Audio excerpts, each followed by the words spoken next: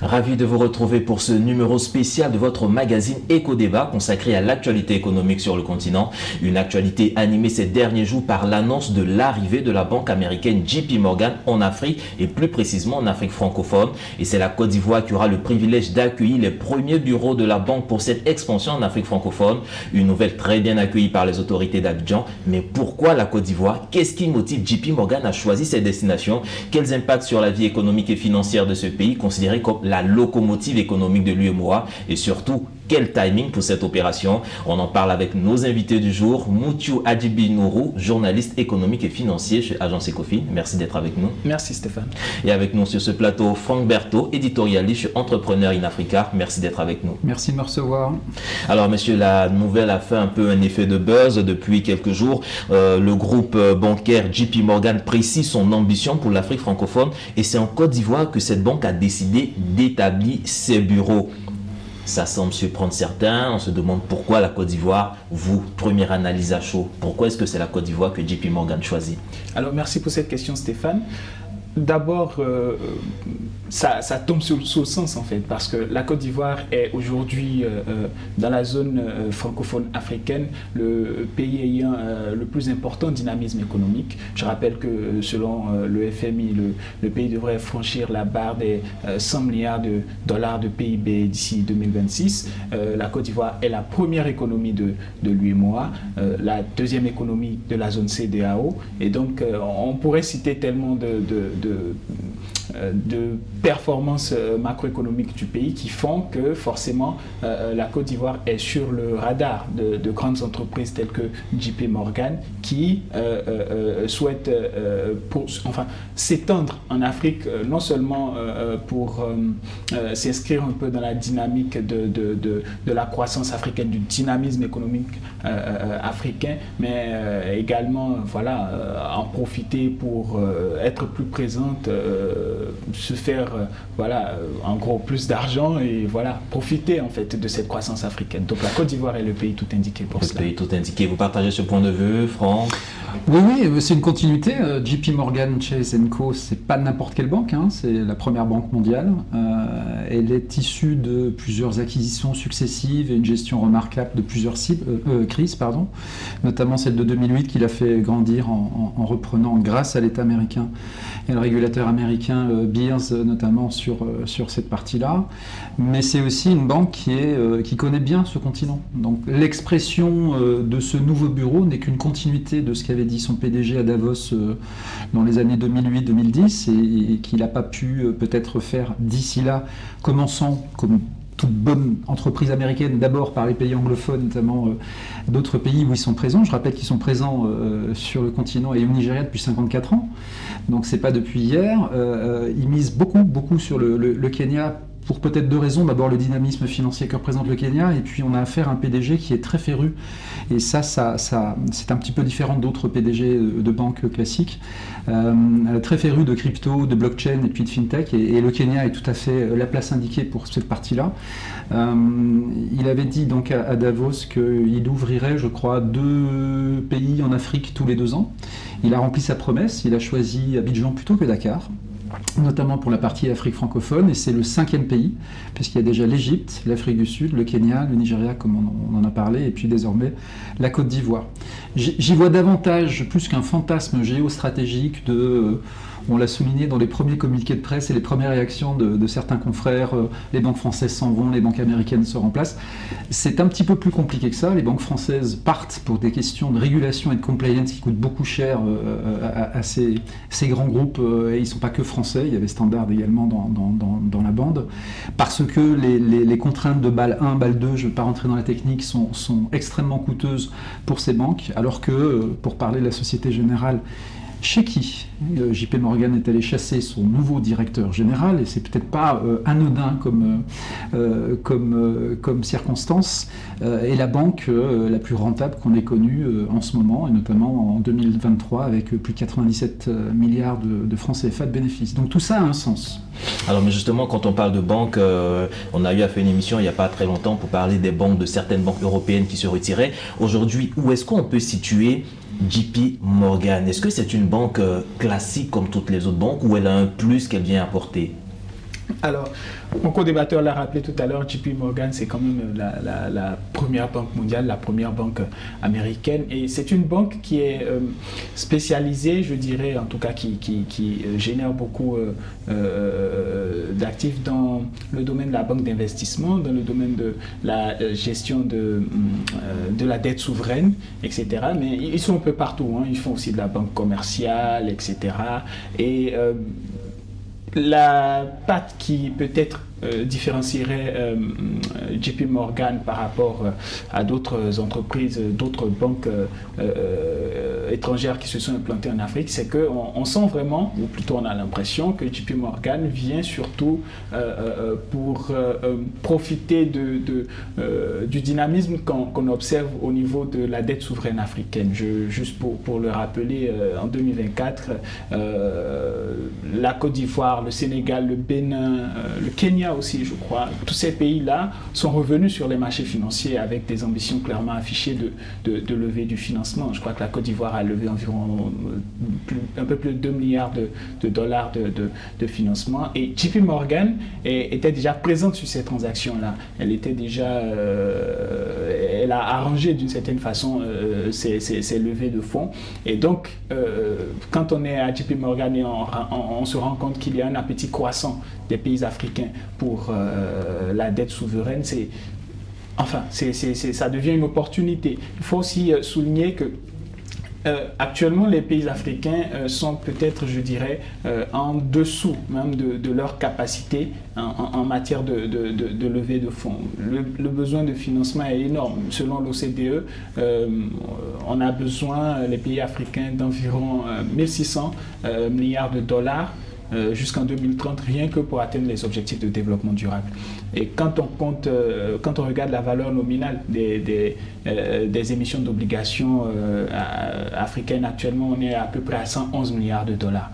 Donc, et là encore, c'est détenu en grande partie par des pays d'Afrique anglophone, etc. Donc, il y a un vrai besoin de financement. JP Morgan a remarqué qu'il y a cet appétit-là. Et donc, je pense que c'est surtout sur ce segment-là qu'on les verra en premier en Afrique.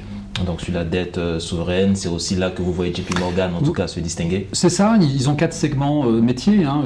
Alors c'est une banque qui est d'abord américaine avant tout, parce que je crois que 60 ou 15% de leur activité est aux US. L'Amérique latine, c'est que 2%, l'Europe, Moyen-Orient, 14%. Et je vois ça en continuité de ce qui vient d'être dit, sachant qu'il y a eu 4-5 deals qui ont été faits dans la région. 1,9 milliard, on l'a dit, sur la Côte d'Ivoire, ils étaient chefs de file. 750 millions de dollars au Sénégal, au Bénin. Ils viennent de faire 200 millions de dollars avec le Rwanda, je crois, avec comme backup et comme garantie, puisque c'est la seule du continent, un AAA grâce à la BAD. Donc c'est des gens qui font des allers-retours sans arrêt sur des gros deals. Pour une raison assez simple, leur deuxième activité, c'est la banque d'investissement. Avant la banque de gestion d'actifs et avant la banque commerciale, la première étant le retail. Mais il y a plusieurs GP à l'intérieur du GP, pour faire simple, c'est la premier réseau de cartes bancaires dans le monde, 5000 agences. Mais là, vraiment, on est dans ces chiffres OCDE, on est dans de la dette publique. Et on est dans des prêts syndiqués, également des produits dérivés. C'est intéressant de voir quel est le profil de Michael.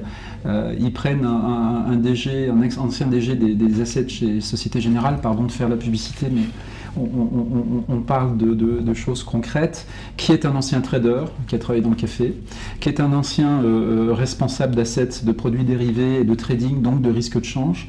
C'est pas n'importe... Donc tous ces signaux nous amènent à ça, ils le font déjà, ils le font autrement.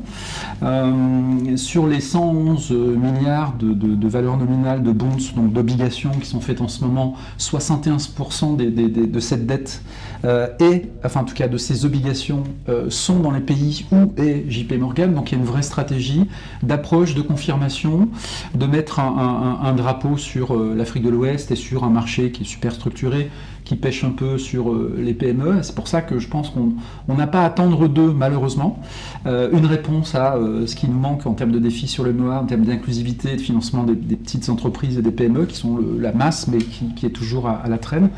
500 entreprises aujourd'hui sur la région pèsent plus de 30% des emprunts dans les banques africaines.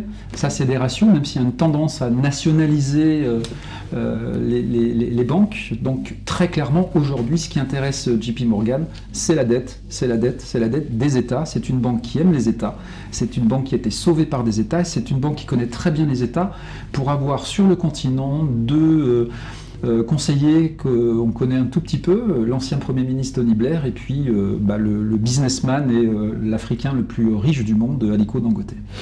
Justement, quand vous parlez, j'essayais de voir un peu, d'analyser les situations. Est-ce que JP Morgan ne regarde pas aussi ce volet politique? Est-ce que la stabilité politique observée en Côte d'Ivoire ces dernières années ne vient pas justifier cette attraction ou cet attrait pour la destination Abidjan? Forcément, hein, toute entreprise qui essaye de s'installer dans un pays regarde non seulement la stabilité économique, mais également la stabilité politique. Alors, on pourrait même se dire, est-ce qu'ils ne viennent pas juste avant les élections? Est-ce qu'il y aurait Justement, il y a cette question de timing aussi. Est-ce qu'il n'y a pas, une arrière-pensée arrivée à 12 mois pratiquement des élections présidentielles en Côte d'Ivoire? C'est pas un signe fort qui est adressé aux investisseurs pour dire, en tout cas, on vous garantit que tout sera calme, la situation sera maîtrisée. Est-ce qu'il n'y a pas quelque chose derrière? On pourrait voir les choses comme ça. Bon, personnellement, je pense que le plan de s'installer en Côte d'Ivoire n'a pas été décidé du jour au lendemain en fonction du calendrier électoral.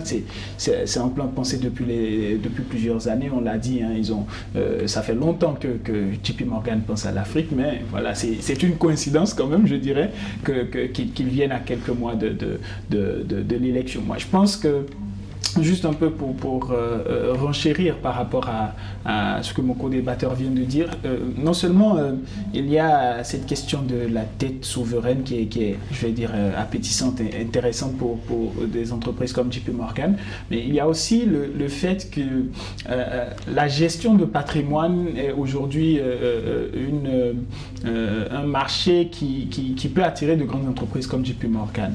La gestion de patrimoine, il suffit de voir le nombre de millionnaires aujourd'hui que compte l'Afrique.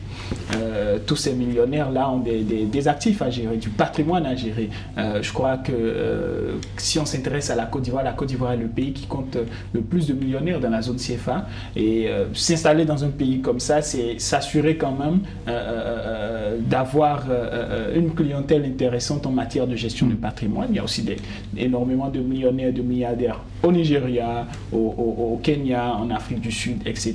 Donc tout cela fait que le continent dans son entièreté, et la Côte d'Ivoire plus particulièrement, est intéressante pour JP Morgan. Donc oui, on peut se dire qu'il y a forcément un point politique derrière. Quand on regarde, on se dit bon, stabilité politique, etc. Mais il y a aussi surtout les atouts économiques qu'offre le continent. Alors bon, je reste encore sur ce volet économique. C'est vrai, JP Morgan, c'est la plus grande banque au monde. C'est un instrument, pour moi, hein, je pense que ça peut être un instrument financier. Est-ce que derrière JP Morgan, on n'a pas cette ambition des États-Unis d'Amérique de densifier leur présence sur le continent, même en Afrique francophone? On a vu le déploiement il y a quelque temps des exercices militaires, l'armée américaine qui se déploie un peu plus, il y a une coopération un peu plus poussée avec la Côte d'Ivoire. Est-ce que tout ça ne rentre pas dans un schéma plus global? C'était déjà le cas, je pense, sous la présidence Trump, à travers l'Agence nationale de développement qui s'appelle le DFC, qui avait pris comme bras armé JP Morgan pour accélérer des investissements sur le continent de façon très capitalistique, mais aussi de façon politique, sans doute pour lutter contre la progression chinoise, notamment sur les grosses infrastructures, et notamment on était à l'époque dans ce contexte de crise énergétique, donc les mines, l'énergie, les infras étaient évidemment au centre de cette stratégie-là. Petite parenthèse, l'actuel PDG de JP est pressenti, si jamais Kamala Harris passait Premier ministre, peut-être au poste de secrétaire d'État, donc l'équivalent d'un ministre des Finances et du Budget. Ce qu'il déclare, et en même temps il laisse passer l'info comme étant peu probable, mais le son est sorti. Et puis sur le tempo politique, il n'y a pas de hasard, même si je pense qu'on est d'abord à 80% dans un schéma capitalistique. Tout à l'heure on rappelait la partie patrimoine, mais juste avant il y a la partie des fusions-acquisitions. Et la fusion-acquisition c'est le deuxième métier, gestion d'actifs de la partie de JP. Il y a des grosses entreprises qui sont là, il y a des fusions qui se font au-delà de la dette sur les infrastructures, les ponts, etc., qu'avant les assureurs, des gens comme Allianz, faisaient beaucoup plus de façon très discrète que les banques elles-mêmes. Il y a tout un mouvement qui est en train de se redessiner, c'est le bon moment. Il se trouve qu'on est à 1 an des élections ivoiriennes. Il se trouve qu'on est à 2 semaines, 10 jours des élections américaines. Je pense qu'il y a quand même un petit symbole intéressant à analyser. Et c'est le bon moment d'y venir. La dette ivoirienne, à 65 ou 70%, dépend de l'extérieur. Et il est intéressant, je n'ai pas de phobie ou d'analyse perfide par rapport à ça, de noter que le 5e créancier s'appelle la France, avec la Société Générale, à qui l'État, il y a une dette de 1,9 milliard à peu près de dollars. Donc, est-ce que c'est une façon de reprendre cette dette et en même temps de faire un autre ancrage sur le terrain ? Est-ce que c'est une façon aussi de profiter de l'implantation de la BAD également, puisque je rappelle cette garantie AAA, on parle de vrai scoring, même si la dette ivoirienne, d'après Standard & Poor's, est tout à fait correcte et elle revient à un bébé moins, on est quand même à 60% du PIB en termes de dette, et c'est pas fini. La limite acceptable étant soi-disant 70%, c'est un ratio qui est plus recommandé pour les entreprises que pour les États, parce que les dynamiques de remboursement sont pas les mêmes et les risques de change sont pas les mêmes.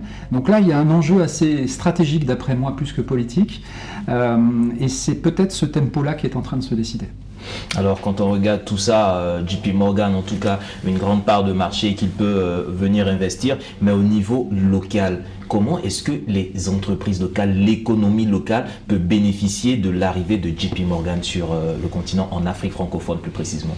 Alors, on l'a dit tout à l'heure, il y a aussi le segment fusion-acquisition qui est aussi à voir sous le prisme des grands travaux qui se mènent dans les pays. Aujourd'hui, dans le secteur de l'énergie et des infrastructures, il y a beaucoup d'opérations de fusion-acquisition en Afrique, en Côte d'Ivoire également.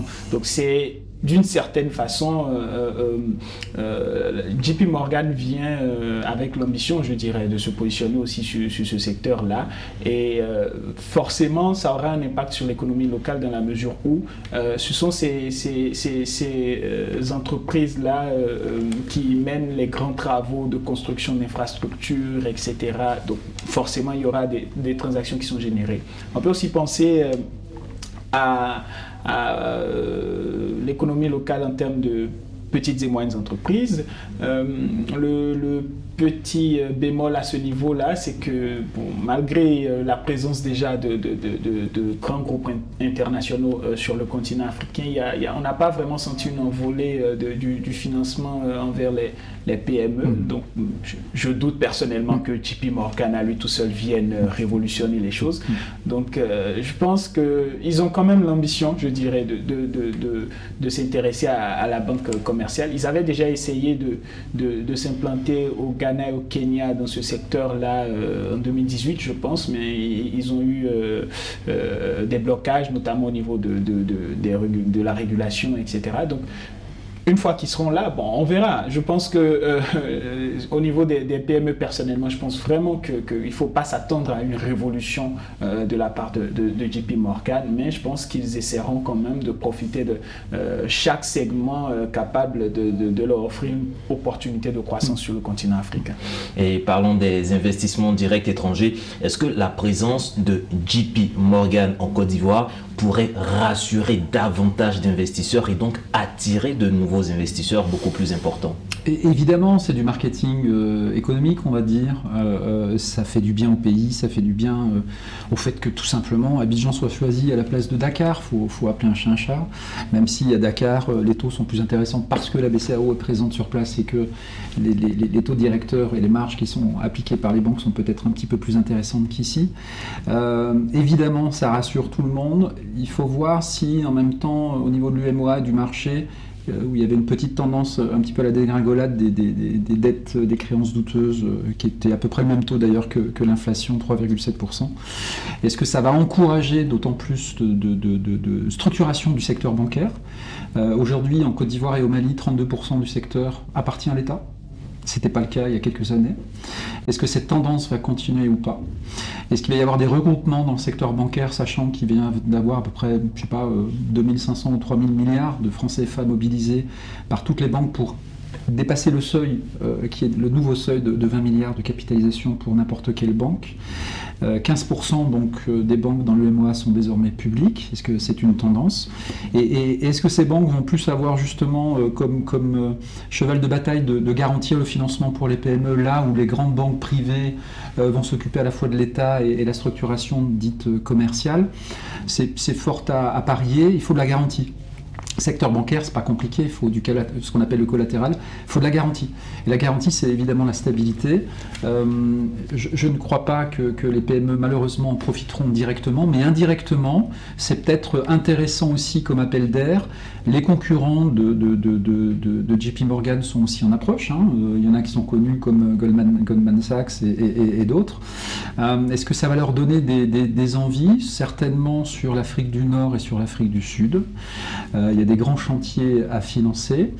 N'oublions pas la composition des actionnaires de JP Morgan. 78% d'institutionnels, et dans ces 78%, on a les 3 ou 4 grands fonds d'investissement mondiaux, Vanguard, BlackRock qui est connu, et puis celui qui est un peu plus connu des investisseurs, Berkshire Hathaway. Ces fonds-là connaissent déjà bien la Côte d'Ivoire. Et tout ça a vraiment une logique d'investissement, de dette, c'est vraiment leur métier, plus qu'une logique de bons samaritains. Alors, je vais m'accentuer un peu sur l'information financière. Vous avez donné le nom de Goldman Sachs qui sont en approche, mais on a vu que depuis près de 5-6 ans, il y a quand même ce géant de l'information financière et économique, Bloomberg, qui aussi essaie d'approcher, de pénétrer le marché francophone. Je rappelle d'ailleurs que pour l'édition 2024, vous aviez été distingué meilleur journaliste économique et financier avec Bloomberg. Alors, est-ce que les indicateurs économiques, l'information financière en provenance de l'Afrique francophone donne aujourd'hui à espérer tant que ça pour attirer tous ces géants de la finance et de l'économie vers l'Afrique francophone? C'est une très belle question, et il faut savoir qu'aujourd'hui, beaucoup d'efforts sont faits pour rendre l'information financière africaine accessible à tous. Longtemps, l'information financière semblait réservée au génie de la finance internationale, alors que, franchement, normalement, tout le monde devrait savoir ce qui se passe en termes de finances en Afrique.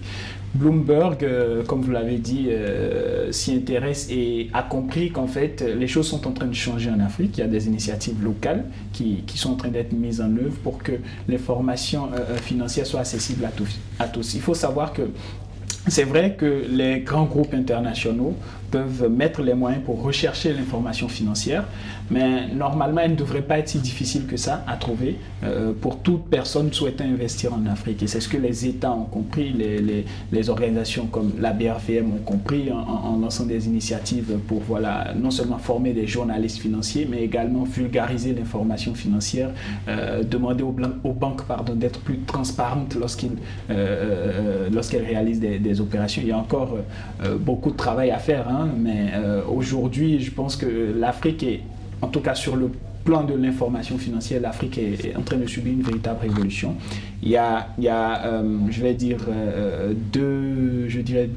deux systèmes en fait. En Afrique anglophone, l'information financière est beaucoup plus disponible.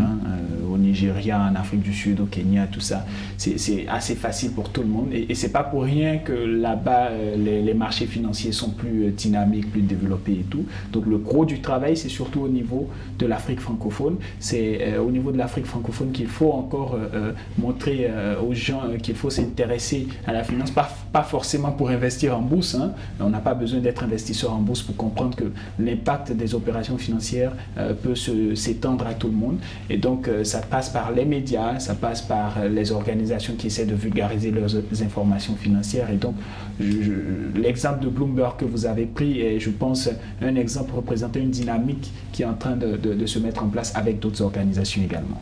Alors, je me tourne vers vous, Franck Berthaud, ça sera sans doute le mot de la fin. Quand on parle de l'Afrique, on sait qu'il y a ce volet informel qui est toujours persistant, qui est toujours assez élevé. Est-ce que l'arrivée de JP Morgan pourrait changer les choses? Je me demande comme ça, est-ce que quelque chose va se faire? Et comment est-ce que vous voyez la dynamique économique avec l'accompagnement de JP Morgan dans la croissance économique du continent dans les 10-15 prochaines années? Alors, l'Amérique fait toujours rêver. Il y a ce côté innovant, risk maker, et ça fait toujours du bien donc, que notre région et que la Côte d'Ivoire soit ciblée par cet intérêt.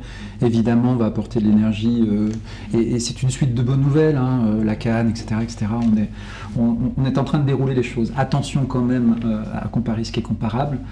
J'ai un petit peu de mal pour le moment à faire le raccourci entre le secteur informel, déjà que c'est pas facile pour les PME de voir une inclusivité renforcée par la présence de JP, on va voir, pourquoi pas.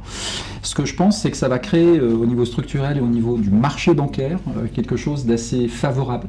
Il y aura quelque chose en termes d'habitude de travail, en termes de normes, de compliance, en termes de professionnalisation aussi de certains métiers qui, à mon avis, vont donner de l'intérêt à la dynamique des marchés.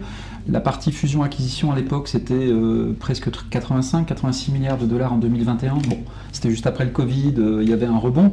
On est à 20 milliards, c'est un petit peu en retrait, même si les deals, il y en a à peu près 250 par an, se multiplient. Ça, c'est quelque chose qui va pouvoir être peut-être plus adressé par ce profil de banque que par d'autres. Et puis derrière, ce qui est positif pour l'économie ivoirienne, c'est justement à l'approche de la ZLECAf de voir aussi que petit à petit les marchés sont interconnectés. On n'est plus sur... je pense qu'ils investissent à Abidjan comme un hub et pas forcément comme un pays uniquement. C'est une logique régionale qui va forcément faire du bien à l'ensemble des pays qui sont voisins. Alors on verra après pour la suite sur l'inclusivité et sur l'informel. L'informel reste un leitmotiv, c'est un système, c'est parfois une quête de normalisation, mais finalement, est-ce que c'est pas si mal que ça? Chacun sa logique. L'arrivée de JP Morgan en Afrique francophone et principalement en Côte d'Ivoire, déjà une ouverture sur de nouvelles opportunités économiques et financières. Messieurs, merci pour vos contributions et vos éclairages. Mesdames et messieurs, c'est ici que se referme cette émission. Vous pouvez la retrouver sur notre site internet www.mediantv.com et sur toutes nos plateformes. Agréable suite de programmes sur nos antennes.